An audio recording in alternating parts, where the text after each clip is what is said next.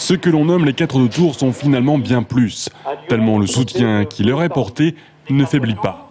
Puisque nous sommes maintenant à plus de 11 000 signatures et on s'en félicite. Accusés de diffamation pour avoir comparé certains services préfectoraux, dont celui d'Indre-et-Loire, à ceux de Vichy sous l'occupation allemande, ces 4 militants souhaitent défendre leur conception de la liberté d'expression.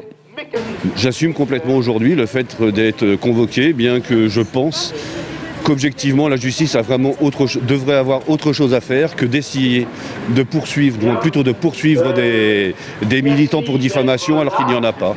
Mais déjà repoussé une première fois en septembre dernier, le procès a une nouvelle fois été reporté. La défense de 2 des prévenus ayant soulevé des nullités de procédure remettant en cause la validité de la plainte.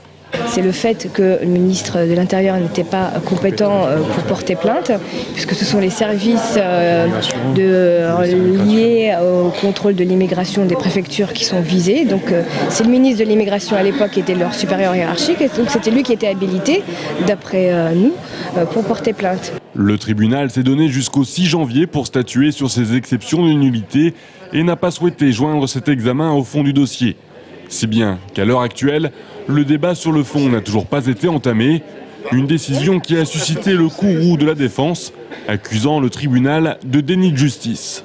Qu'est-ce qu'on peut penser de cette justice qui, alors que des poursuites sont mises en branle, alors qu'on amène des gens devant le tribunal, qu'on essaye d'empêcher des militants de militer et qu'on ne cesse de reporter ce procès pour fuir un débat. Et moi je demande de quoi est-ce qu'on a peur et qui a peur de quoi ?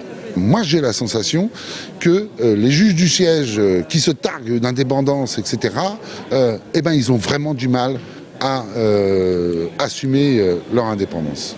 Le procès est à présent reporté au 17 février.